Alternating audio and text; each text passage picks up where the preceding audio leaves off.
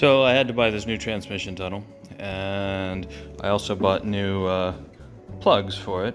Problem is, plugs are a little bit bigger than the holes there, but it's easier to make something bigger than it is to make it smaller. So I've taken the plug and made a template of the shape of it, and then I reduced it a little bit so it would catch on that lip right there. I put it on here and traced around it, and I get this. So you can see the considerable difference in size. Not sure why, but at least I can make it bigger. So I've just put the seal around where the transmission tunnel goes. That's the next step. This area right here that had a dog food bowl on it when I first bought the car. It's going to get some vinyl wrapped on it so it cleans it up. But I wanted to fit the carpet that goes over it in place just to get an idea of how much vinyl it is.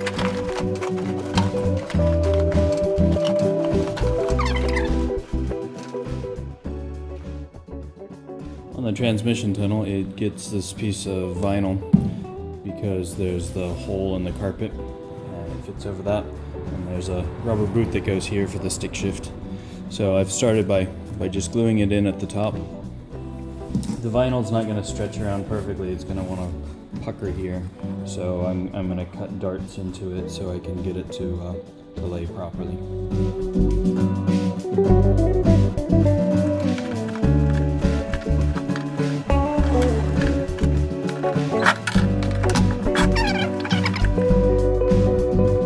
And trimmed up, it looks like this.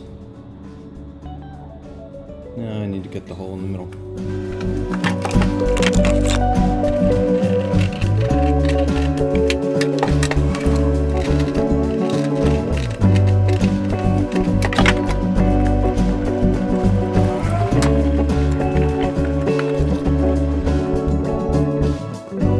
There we go, now it's looking all shagadelic, psychedelic. I guess that's appropriate for a car from the 60s. Anyway, as you can see, I got the padding on, the underfelt. I've left a gap. Well, actually, I just glued it all in place, and then went around while the glue was still wet. Cut the hole for the plugs. I left them bigger so the plugs would fit nicely. Made a hole for this, and for the ashtray. I just cut darts into it because the ashtray itself wiggles in place, and I think the plan is to, when the carpet goes on there, also to cut an X in there and push it down into place so the carpet will take up the extra gap at the end. It'll lock it in place and keep it from rattling as well. I was all excited. I was going to put the new shift boot in. I remember when I was a kid, when we got the Sprite, the boot that was on it was cracked, and it was very exciting for me when we got a new one that wasn't. So I was about to put it in. See a difference here? Yeah, they cut a hole, but didn't cut it big enough. So I have to cut it. I should have checked. Totally my fault, but this one, it's such a nice round pretty hole, but it's just too small. Would have been easier without the vinyl on there, so that sucks.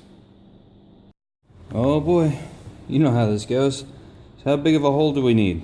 Well, let's start with our boot. I think that's the right word for it, a boot. What else would you call it? I guess the British might think it's the trunk, being a boot. Okay, so draw a circle. Then I'm going to cut it out.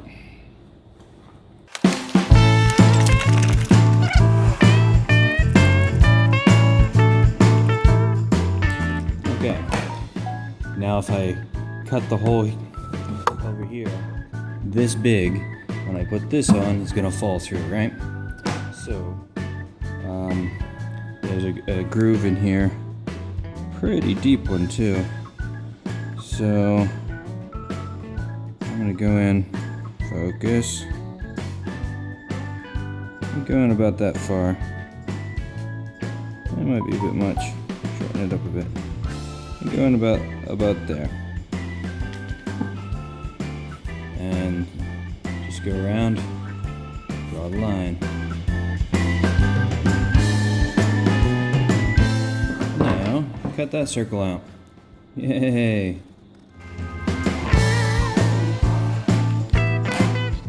Now, when I cut out the fiberglass to this size, there'll be enough of a lip there to hold the boot in place.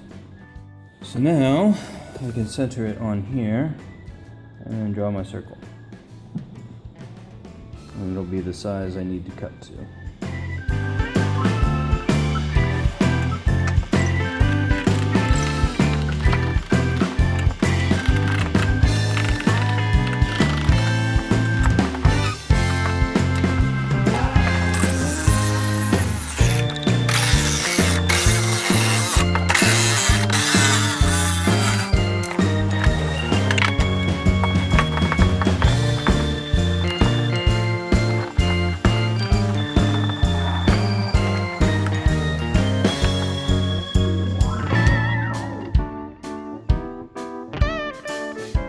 I've been putting off putting anything underneath the seats.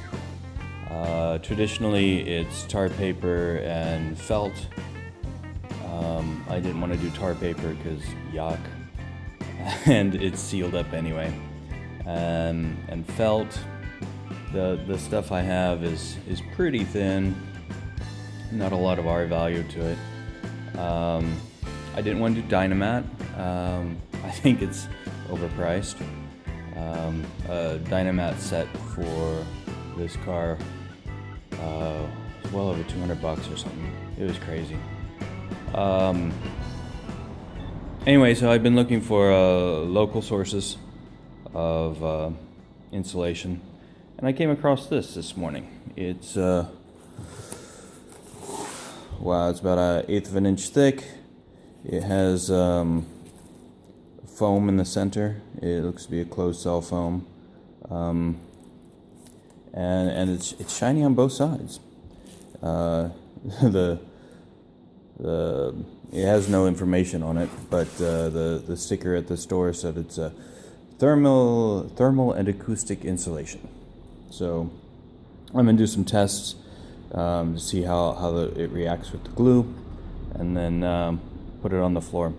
Because really, I can't delay working on the floor anymore. And besides, I'm still procrastinating working on getting the doors to close. So this gives me something to do.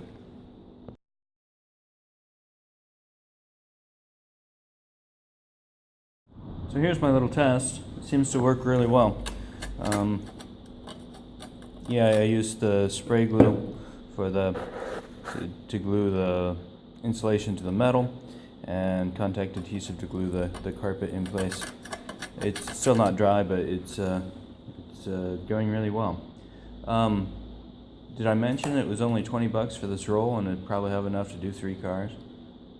The downside of this versus Dynamat is this isn't as flexible. It'll work well on the flat areas, but the curvy bits, such as the transmission tunnel, not so good. Anyway, I'm happy to deal with that. That's starting to look very spacey. Cool. I wanted to make sure I didn't confuse anybody with my test patch where I'm gluing the carpet directly to this insulation. The carpet on the floor doesn't get glued down. It gets held in with these snaps. However, around the transmission, in front of the transmission tunnel around here, that does get glued in place. So I do want to make sure that it glues. I hope you can see down here, because I want to show you a mistake I made. The seal right here doesn't go against the firewall, it goes against the inside there. And then there's a gap between the tunnel and the firewall. It's about the thickness of carpet, if you can imagine. So I need to pull the tunnel out again, move the seal, and put the carpet in. You know, the first time you're putting a puzzle together, it doesn't always go smooth. Sometimes you have to take it apart and put it back together. This is exactly one of those cases. This is a side panel that goes down by your feet in the driver's side. I'm putting insulation on the outside, and this panel fits really well. So to give me a head start, I've just cut around here to get the right shape before even getting close to the car. It speeds the process up a whole lot instead of putting in a big old bunch and then trimming it in place. Well, that took a long time.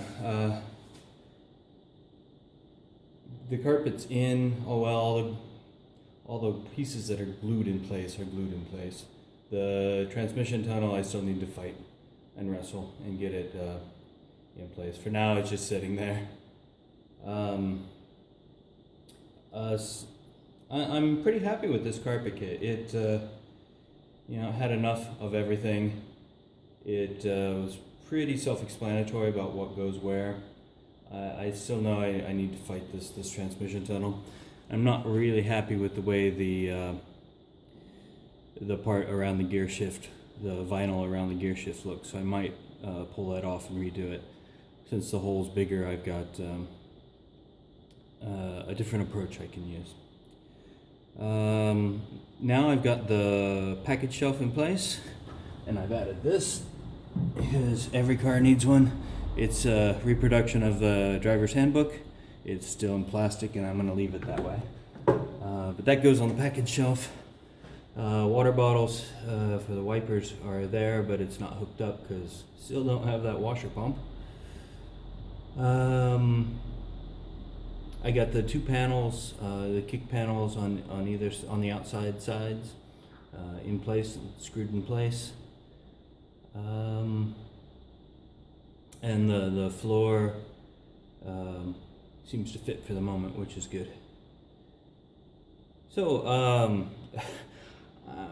I keep asking myself if I should do the order of assembly a little bit different. If I were to do this again, and I'm thinking I might have done a lot of this when it was still on the rotisserie.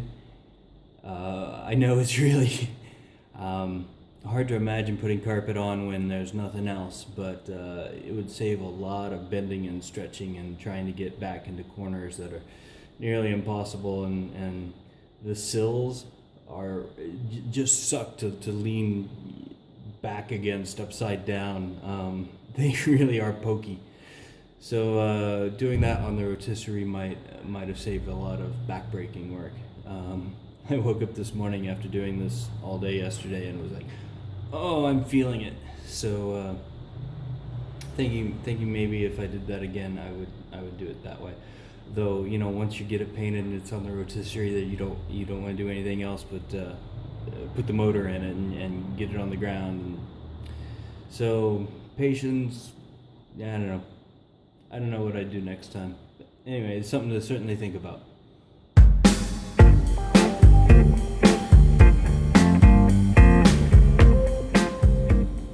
I have the back panel installed over here. Now I need to do it on this side. So I thought I'd show you how to do it, or at least how I'm doing it. I'm going to start by drilling 3 holes in here, really as close to the pillar as I can.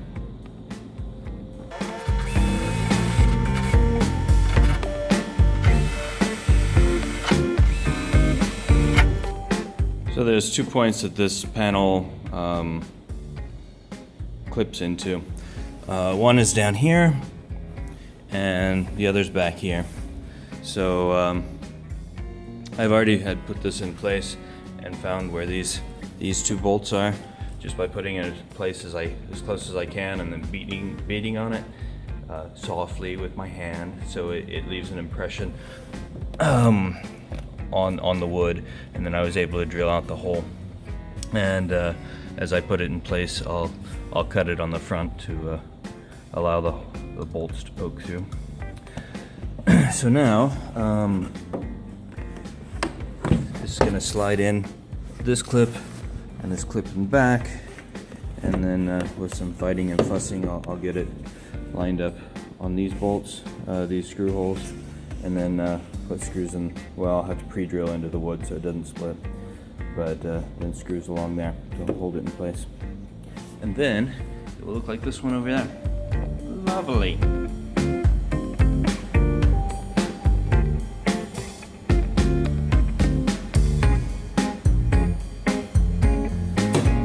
I can feel the bolts just poking through a little bit here.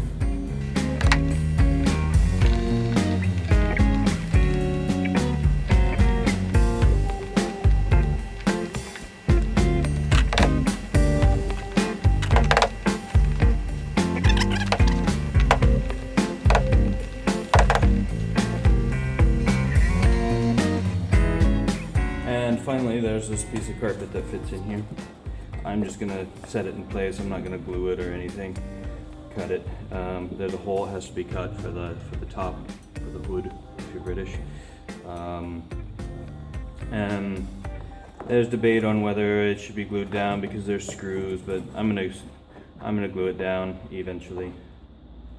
But for now, I'm just gonna put it in place.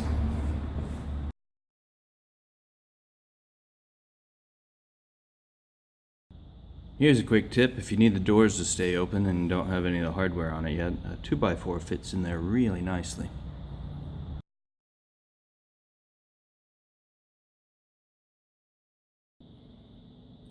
I'm about to do something controversial. But first, a little bit of history. On this tunnel, the transmission tunnel, well, the carpet has to come off so you can access the ports to check the fluid levels of the transmission and add more fluid if necessary. So it needs to come off and on. In the early 1960s, the way they accomplished this was by using these. It's a snap set. This part would get focus. This part would get bolted onto the housing of the transmission tunnel. The old tunnel had 6 of these, and then this part gets this goes on the inside of the carpet, and this springy thingy gets poked through, and then this gets bent back and it fastens it in place, and then you're able to clip this on. It holds it in place. So it's a system. It works. It's a little bit complicated, but nonetheless, that's how it worked. That's the original way. This doesn't allow. Well, you can move it. You can adjust it a little bit if necessary by rebending the springy thing. As your carpet wears out and stretches and stuff, and the jute on the back when the humidity changes, it'll stretch and contract a lot. So that was the technology of the 1960s. If you jump forward a little bit to the space age, space age technology, you get something a little more practical. And what that is this. Oh, I'm sure you recognize it. Hook and loop fasteners. There's a brand name for it too. Velcro. If you had shoes, if you were a kid in the 80s and you had shoes, you had Velcro shoes because they were all the rage. Working in the theater, I used Velcro a lot. It became very useful in many situations. Anyway, I have the original hooks, the original snaps, but I really think that the hook and loop tape is going to be the most practical. Certainly the little spring things aren't going to be showing on the carpet. It's a deviation, but this car isn't a concourse car.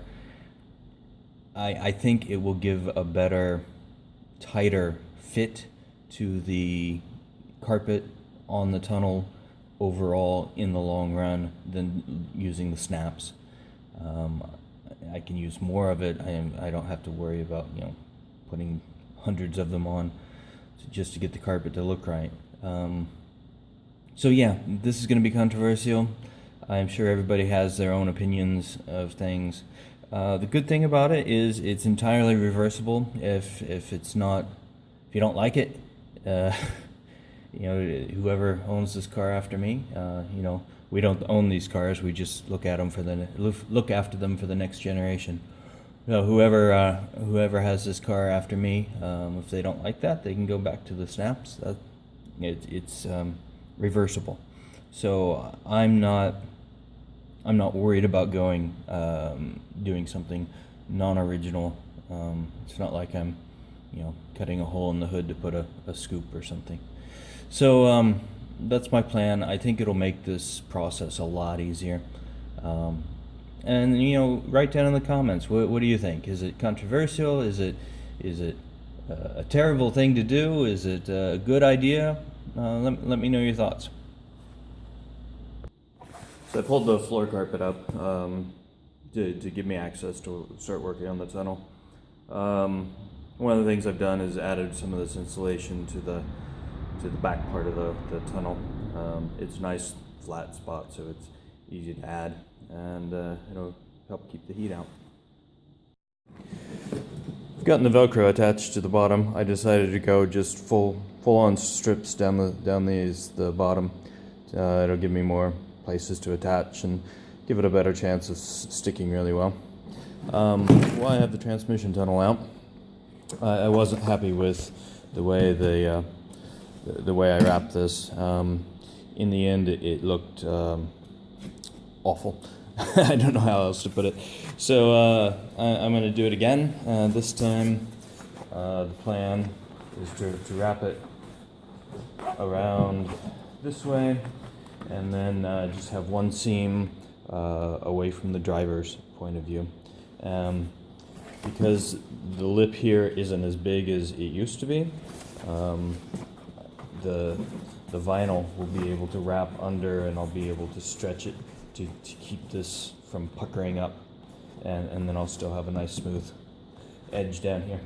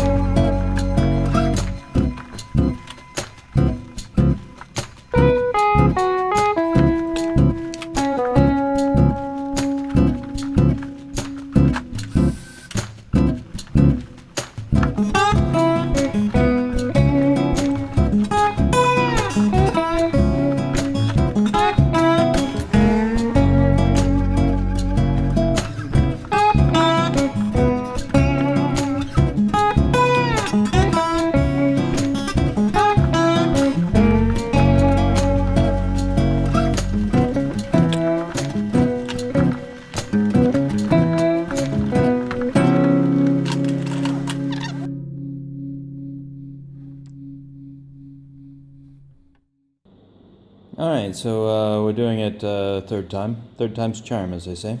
This time we're going to do it in two pieces. In one piece, it ended up puckering really bad, and it looked not good. So two pieces. I have a big overlap here. I need to cut them down. So it'll have two seams up there, and then down here is nice and tight. So we're going to go with that. Now that I'm happy with. I'm glad I did it multiple times. Well, I'm not glad I did it multiple times, but I'm glad I did it until it was right. If I had left it as it was, it would have bugged me the whole time. So now it looks good.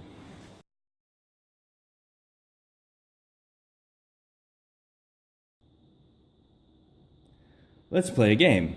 It's called Name That Part. Here it is. It's a bracket. So there were three brackets that were similar. There's one that goes on the package shelf that holds up this corner of it.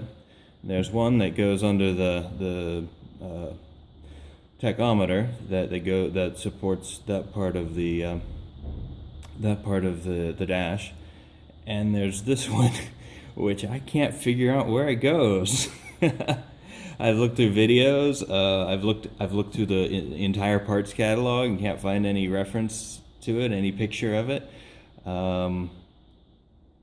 Yeah, so I've tried to stick it up in there, around there, every place I can think of putting it, and I can't seem to find a good place for it to live. So if you know what it is, know where it goes, leave a comment down below. I'd sure appreciate it.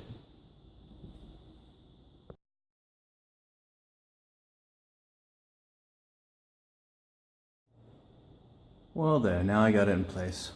Not entirely happy with it, by a long shot. But the tunnel's just... I don't know how to describe it. It's like the parts don't fit. Surprise! There's a big triangle cut in on this side that seems to be too big. The seam right here around the gear shift where the two edgings come together is a big fat clump that won't lay down. Right through here, it just bunches up. There's no way to stretch it out. I don't know if it's the carpet or the original design. I've heard someone was talking about how these were originally made in two pieces with a seam right across here. That might eliminate a lot of the problems I'm fighting. But I don't have any of this edge banding stuff, so I can't bind the edges myself. Yeah, it's... Okay, so it's an off-the-shelf carpet kit, and I guess this is what you get for that. I think this would be a much better design if the transmission, if it was in two pieces and it was glued to the transmission tunnel, and the transmission tunnel was screwed into place from the outside with those washers they use on the doors. That's my opinion. Me redesigning something, 56 years old. Donald Healey didn't know what he was doing. Okay, well, he designed the outside. I don't know what engineer got together on the interior, but damn, this is a tricky bit. Maybe I'm just impatient. Maybe this carpet needs time to settle in. Maybe it needs some moisture to it. I'm pretty sure this jute underneath, if it gets wet, is going to shrink up a lot. That tends to when it dries out. First it'll relax and then it'll shrink. That's what happens with hemp ropes and stuff. It's pretty dry in my shop. I run a dehumidifier all the time, so it's around 50 degrees, 50% relative humidity. Yeah, I don't know. just bitching, you know. Just bitching. I'm gonna put in the seats, and maybe it won't be so noticeable then.